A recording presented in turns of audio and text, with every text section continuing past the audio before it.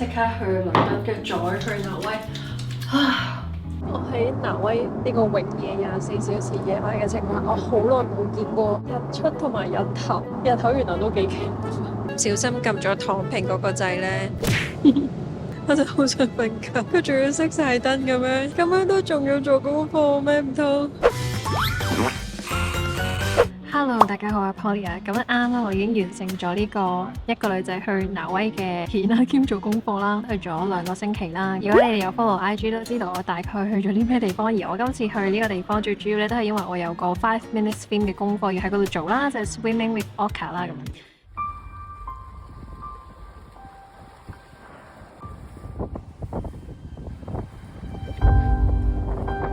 Go！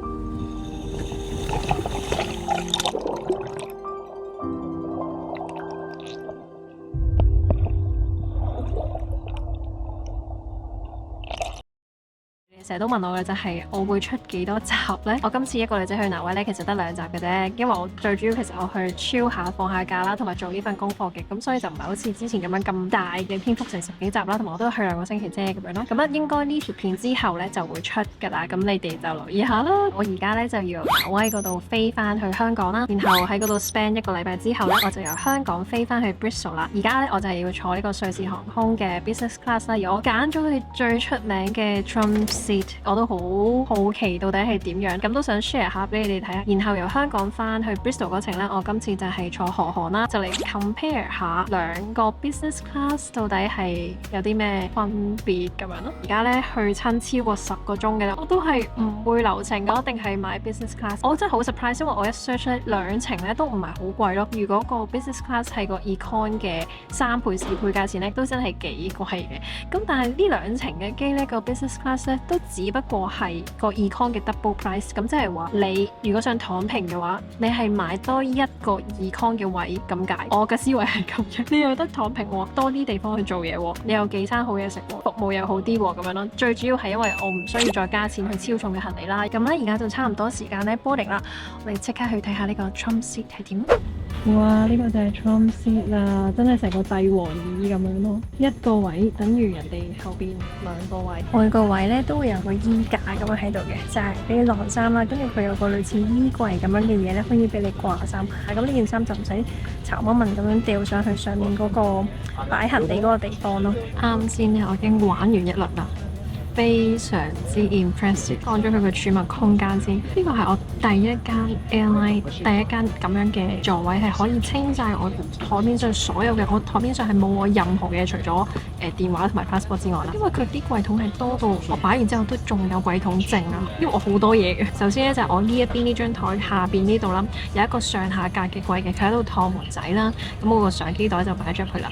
我前邊嘅電視機下邊呢一個位咧，佢都有個位擺明就係俾你擺電腦嘅，咁我就擺咗個電腦、一本書同埋嗰個睡眠眼罩啦咁樣。你一啲扁扁地濕星嘅嘢咧，你都可以擺入去嘅。咁然後你就隔離呢一個櫃啦，佢有上下格嘅，嗰個上面就擺咗我嘅護膚品啦。呢個位又係可以擺嘢，我就擺咗我個袋啦。咁下邊亦都有個好大嘅位去俾你擺鞋啦，個高度直頭係可以擺到女仔嘅 boots 啊。咁呢一個咧係打直瞓㗎啦，就唔係打斜嘅。仲要係咧，我前面呢個電視機嘅位咧，佢上面嗰個架仔你都仲可以擺嘢喺上邊。然後第2個 impress 嘅位就係第一次喺校座位嗰個掣嗰度咧，我發現咗一個 touch mon 嘅掣。首先 touch mon 我第一次見，第二就係佢係有 massage， 佢有2個掣嘅。第一個掣咧，佢就會為呢個座位充氣，咁佢就會拱氣啦，佢啱翻你嗰個腰嘅位置啦。第2個掣咧就係 massage， 其實佢 massage 唔係嗰啲咩震動嘅掣，佢就係會凸起收入去，凸起收入去咁樣啦。即係你話係唔係真係當佢係一個按摩椅咧？唔係，但係我第一次見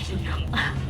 好好啊！再嚟呢，就係瑞士航空 business class 嘅呢一個盒啦。以往我坐嘅 business class 佢都係一啲靚嘅袋仔啦。咁我通常就係攞嚟當一啲小型運動相機嘅相機袋㗎啦。之後，但係呢，我第一次係收到一個鐵盒嘅，係非常之靚咯。呢個鐵盒咁入邊有啲咩呢？牙刷啦、膏啦、瞓覺嘅襪啦、有耳塞啦、同埋眼罩啦，呢啲都係基本啲航空公司會有嘅嘢嚟㗎啦。佢都係冇拖鞋提供啦，冇 pajamas 嘅。咁如果你需要呢啲嘢，你就要自己帶嚟換啦。咁啱啱咧，佢就俾咗一大沓呢啲 menu 俾我啦，好搞笑。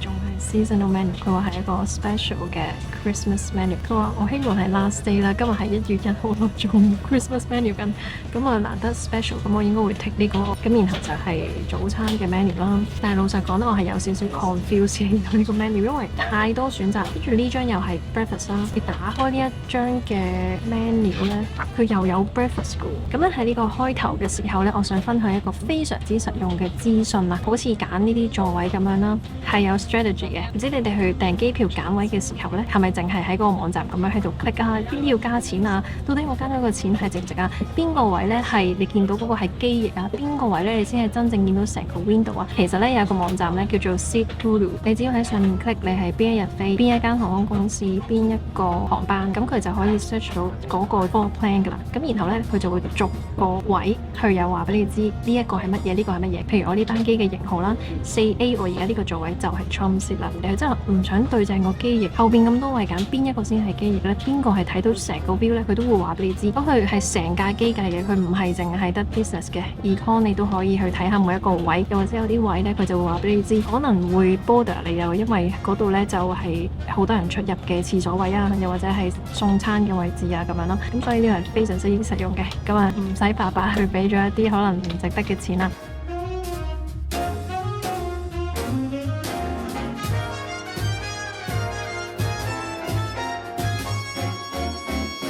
食咗機就瞓着咗，因為呢個位係好舒服。頭先試咗躺平係差啲唔記得咗食飯，我嗌咗佢嗰個 Christmas menu 嘅頭盤啦，跟住個 main 咧就嗌翻普通有個牛嘅咁樣啦。咁就試一試佢啲餐入，我冇食先。頭盤呢一個咧係個鴨胸嚟嘅。佢除咗鴨胸之外，其他嘢都勁好食咯。佢有個鵝肝，跟住鵝肝上面整咗塊酸酸味味嘅啫喱一齊食啦。跟住咧中間呢一個白色嘅沙律咧，勁好食咯，嗰個味。雖然我知道個主角係個鴨胸，但係其他嘢似乎好食啲。不過通常咧，我未試過 business class 嘅餐飲係難食嘅，尤其是頭盤咧，通常都做得好出色嘅。個牛到咗啦，有種食緊牛丸嘅感覺，差嘅，但係唔係去到好好味咁樣。個頭盤同埋個 dessert 係好好食，但係個冰都唔係我嗰啲嘢。個廁所就係個大細係咁，佢有嘅設備咧就係會有濕紙巾啦，跟住有呢啲護膚品啦，少少有啲 lotion 啊，face cream， 怪之佢冇獨立俾你啦，因為佢喺呢一度已經有啦。因為有得搽啦，所以都有杯啦，就係咁樣啦個廁所。我搞掂好晒所有嘢之後，我發現我誤會咗佢係真係燈嚟嘅，道門咧係未閂盡咯，所以就冇燈咯。OK 呢個燈光。好啦，而家要翻去瞓覺咯，眼瞓啦。Oh my god！我喺挪威呢個永夜24小時夜晚嘅情況下，我好耐冇見過日出同埋日頭。我蘇芬係好中意永夜嘅，我係一日內我已經習慣咗，我好中意好黑，我中意夜晚。而家係哇個感覺係日頭原來都幾勁。我嗌咗炒麵，聽朝個炒麵嗰度我哋再見啦。而家躺平啦，要熄電視。好啊，佢個牀咧，即係呢張凳啦，佢都有得揀呢個柔軟嘅程度。我仲要個眼膜，發熱眼膜必備，每一次上飛機都係要帶幾個，因為瞓幾次。早唞啦，拜拜。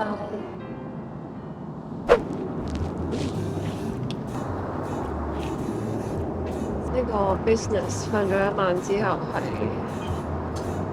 想落機，原來個炒麵個 portion 係咁細。同一時間都點咗幾樣唔同嘅嘢嘅，咁擺咧好似個生果先係嗰個主菜咁樣咯。好味喎！好啦，咁最後咧就係講下呢度個空姐嘅服務啦，係非常之好嘅，超級 sweet 啦，好 nice 啦，好體貼添啦。即係譬如起身啦，見到佢啦，我一望住佢，我都未講任何嘢，佢就話：我俾5至10分鐘你整理好自己先，唔緊要㗎，唔趕㗎，咁樣擺餐落嚟嘅時候，唔知你哋聽唔聽到佢都係咁 enjoy，thank you。佢唔會好大聲，因為你啱啱先起身，咁你真係好細心咁樣照顧你咯。好啦，食完早餐之後咧，繼常整理好啦，我就到香港噶啦。睇下坐過呢一個咁樣嘅座位之後，坐翻荷航普通嘅 business class 會點咧？過咗一個禮拜，其實我應該仲會記得嗰個印象係點樣嘅。我哋喺荷航嗰度見啦。好啦，話咁快 stay 咗幾日香港之後咧，呢一班機荷航咧，我就係由香港翻去 Bristol 嗰度噶啦。咁全程咧就係16個鐘，中間咧會有2個鐘會喺荷蘭嗰度轉機嘅。咁所以真正嘅飛行時間咧係14個鐘左右嘅啫。咁我對荷航嘅印象咧一直都係非常之好嘅，因為我已經搭過好似有3次啦，計埋今次係4次噶啦，真係試過佢哋嘅服務係覺得好好啦。但係咧，我今次啱啱入到嚟之後咧，印象扣分同埋有啲覺得咁樣嘅。咁喺講今次荷航呢一個機種嘅 business class 之前呢，我哋去睇下一啲有用嘅資訊先啦。Nature World。OK， 交得好趕啊！救命！去挪威之前就係要交晒呢啲去挪威要拍功課嘅 paperwork 先至走得咯。好眼瞓啊！而家即刻去倫敦，跟住再去挪威。而家先最後衝刺執喼啊！今次挪威真係同之前拍片咧完全唔一樣啊！唉，skincare，因為一早已經知道咧要連續通宵交呢幾份嘅挪威 paperwork 啦，再加埋要飛啦，咁我即刻咧就用咗呢排嘅 skincare 最愛 SK2 嘅呢個雙精華 CP 神仙水啦，同埋小燈泡執緊啦，順便就 share 埋俾你哋啦。雖然我而家精神上係好攰啦，冇乜點樣休息啦，跟住陣間一落機我又要即刻去拍片啦。但係只要平時咧你有幫皮膚打好咗個底嘅話咧，無論你好似我咁樣通完宵啦，跟住又要飛啦，跟住去到當地之後咧係負到極乾燥嘅挪威之下咧，皮膚咧都可以 keep 住有光澤啦、飽滿啦，起碼望落去咧唔會好攰啦，又唔會有黃有暗沉啦，同埋上妝咧都會貼啲嘅。呢兩支精華入邊都有 SK2 最經典嘅成分係咩啊？係啦，Pitera， 應該相信大家都聽過㗎啦。呢個成分唔單止可以穩定你嘅肌膚啦，仲可以同一時間做到修護啦、保濕啦同埋抗衰老嘅功效。基本上係成個喺英國嘅秋冬咧都係 keep 住用佢哋嘅。明知我要去通宵啊、捱夜嗰啲時間咧，我就會用 SK2 嘅神仙水去做濕敷嘅，係超級有用嘅。呢個急救睇你冇瞓覺嘅期間，咁好簡單嘅啫，只要倒落去個化妝棉嗰度啦，濕敷5分鐘就 OK。咁呢5分鐘我都係照做嘢啦，完全唔需要理佢嘅。佢係一個水狀嘅精華啦，咁所以你濕敷完之後咧，你係 feel 到佢嗰啲精華係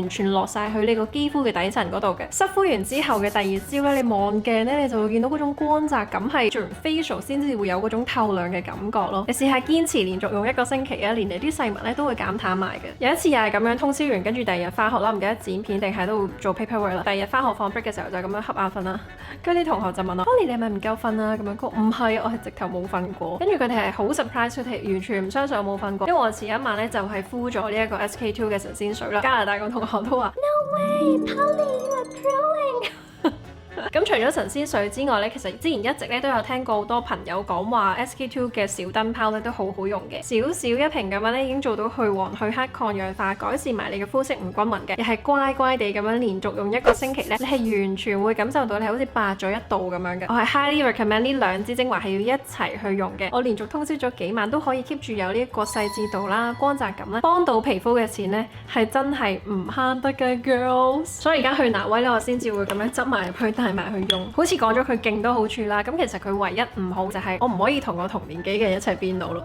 除咗呢兩支之外呢，我就帶埋呢支防曬去用啦。咁出街用防曬都好基本啦，佢防曬都好夠啦，有 SPF 50 PA 4個加嘅，佢入面係一樣有 Pitera 嘅成分，即係你防曬嘅同時啦，你都護膚緊。我中意佢嘅質地呢係好容易推開，好輕盈，保濕之餘呢亦都唔會覺得好黏膩嘅感覺。除咗防曬之外呢，佢仲有一個 CC cream 係同呢一個防曬係一樣嘅防曬係數嘅。咁平時如果冇乜點樣化妝嘅話咧，我係咁搽一個 CC cream 咧就可以出門口噶啦。而家 SK 都出咗呢一套精華 CP 入門套裝 ，highly recommend 你哋趁有呢一個咁低價錢嘅 set 咧，就可以去試下呢3支嘅 product， 試下我頭先講嗰啲光澤感啊，試下濕敷啊。免費成為 SK 都嘅新會員咧，仲可以拎埋神仙水同埋小燈泡嘅精華體驗裝，旅行嘅時候咧又可以攞嚟用啦。有興趣就千祈唔好 miss 咗啦，去試下啦。咁而家嗱嗱聲繼續去執喼啦，呢個 skincare 嘅已經搞掂。好啦，翻到嚟啦。雖然咧你睇到個標題咧，應該可能係瑞士航空 VS 荷航咁樣啦，但係咧我發現我唔可以將佢哋兩個真係好直接咁樣比較嘅，因為係你用 Transit 去俾一個普通嘅 business class 嘅位置咧係有啲唔 fair 嘅。我盡量都唔用一個比較嘅心態，純粹係話俾你知啊，呢間 airline 嘅 business class 就係咁啦，呢一間就係咁樣啦。預計今次呢個拍攝咧係有少少困難嘅，因為咧呢個係個孖位嚟嘅，會有單丁座位嘅。喺我揀位嘅時候咧，其實我已經係知道㗎啦，但我冇得揀。佢好好啦，佢都係一個留學生嚟嘅，跟住我話拍片佢都冇乜所謂，由得我咁樣嘅，徵求咗佢同意，總之唔好影到佢就 OK 啦。首先講咗個儲物空間先啦。冇儲物空間嘅，淨係得我前邊電視下邊有個小小嘅櫃仔，仲要係冇門嘅，俾你擺啲好臨時嘅嘢，例如手提電話啊、passport 啊，同埋你後邊呢一個咯，呢個算唔算係一個儲物空間呢？都係冇pajamas，亦都冇拖鞋噶啦，自己去準備一個真係可以瞓覺舒服嘅衫啦。咁好啦，我哋而家嚟拆，好似個盒咁樣，睇下呢一包嘢入邊有啲咩啦。牙刷啦。而家牙刷咧就好似唔再擺喺呢個廁所咁樣嘅，都係咁樣喺個袋入邊嘅。基本啦，眼罩、隻襪啦、面嘅 moisturizer、潤唇膏啦，仲有支原子筆。今次呢個袋就唔係好靚，但係一樣可以擺我嗰啲細型嘅運動相機啊、一啲配件啊，多一個袋用咁樣咯。去到 menu 嘅部分啊，覺得係可以同瑞士航空去 compare 一下嘅，呢啲係公平啊嘛。佢個 menu 咧係比較簡潔少少嘅，花臣咧亦都冇瑞士航空咁多啦。咁我以前食過咧，啲嘢係真係好食嘅，佢都有亞洲菜啦。一陣間啲嘢食嚟到啦，我哋再睇啦。去到座位嘅呢個位啦，坐落咧 OK 嘅，但係因為佢係孖位，所以個位置其實唔算係十分之大啦。較嘅呢個位咧，一定會有 Trump seat 咁樣咁多花襯嘅，都係普通嘅向上向下個腳咁樣升上嚟咁樣嘅啫。但係作為一個孖位，而你又唔識對方嚟講呢，佢呢個檔冇做到一個可以看啊遮住，我完全可以見到我隔離係做啲乜嘢嘅，佢都可以見到喺度講緊嘢嘅咁樣。咁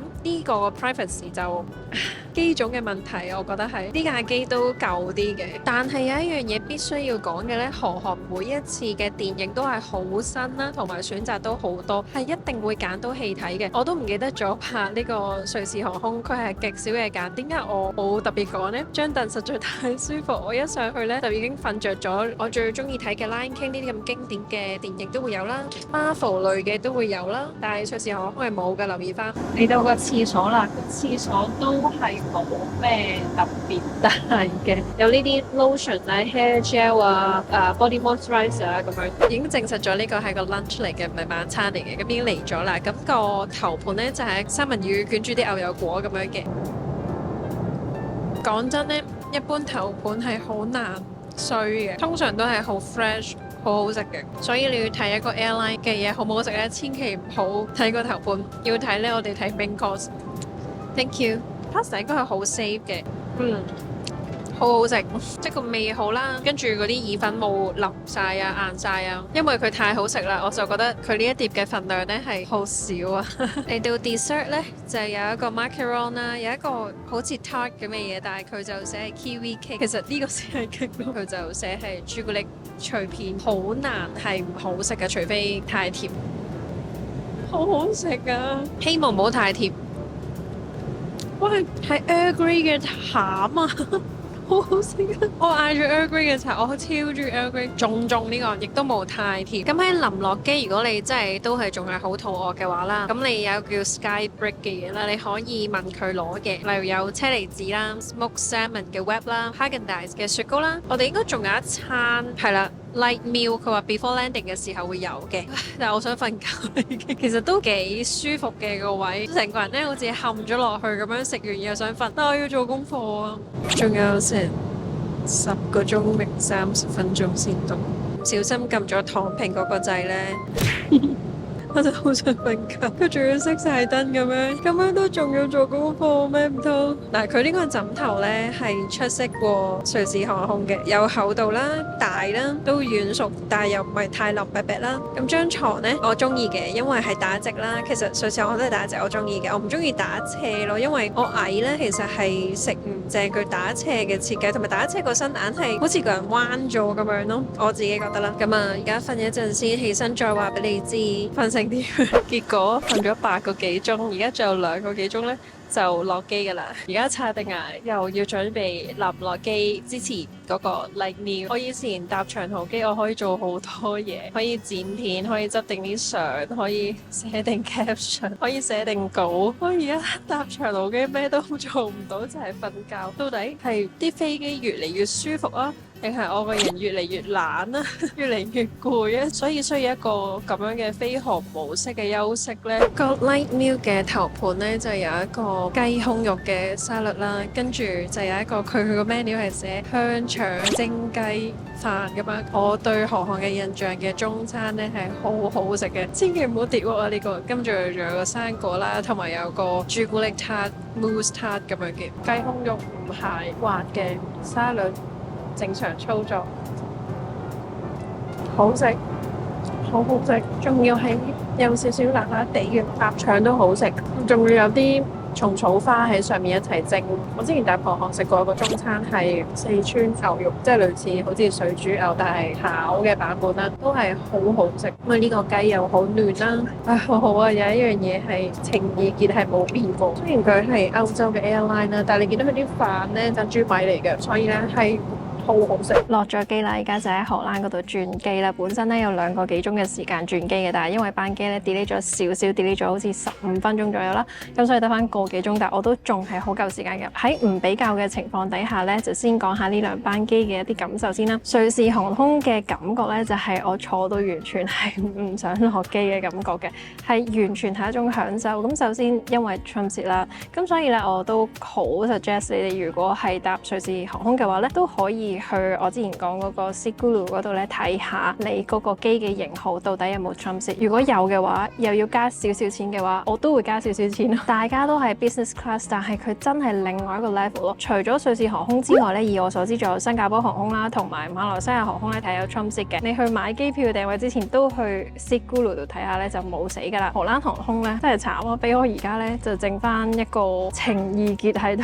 因為我第一次嘅 business class 經驗就係荷航啊嘛。咁但係佢嘅好處咧就係佢可以直飛去 Bristol 咯，唔使喺倫敦嗰度又要搭巴士啊，或者搭個幾鐘火車啊，先至會到 Bristol 咁樣。不過可能真係機種嘅問題，如果下一次有翻獨立一個位嗰啲咧，應該係會好啲嘅。咁但係 so far 喺娛樂上咧，佢係真係比起瑞士航空咧係更加好嘅。我起碼都睇咗3出戲咯，3出都係啱口味嘅戲啦。佢都幾多港產片嘅。喺2個價錢相約嘅情況底下咧，我諗你哋睇到啲片段咧，都應該感受到瑞士航空嗰個係比較，我唔覺得我搭緊10幾粒鐘嘅飛機嘅感覺咯，就係咁咯。我而家翻到去已經係夜晚啦，我諗我聽日先可以做嗰份功課，但係聽日就係 submit day 咯。好啦，如果中意條片嘅話咧，就記得 like 啦、subscribe 個 channel、follow Instagram 同埋 share 埋俾你身邊好奇呢2間航空公司嘅 business class 嘅朋友睇咯。我哋下條片再見，希望我嗰2條挪威嘅片可以快啲 upload 啦，已經俾人吹爆嗰啲片，應該係下條片係嘅，不過唔知隔幾耐嘅啫。拜拜。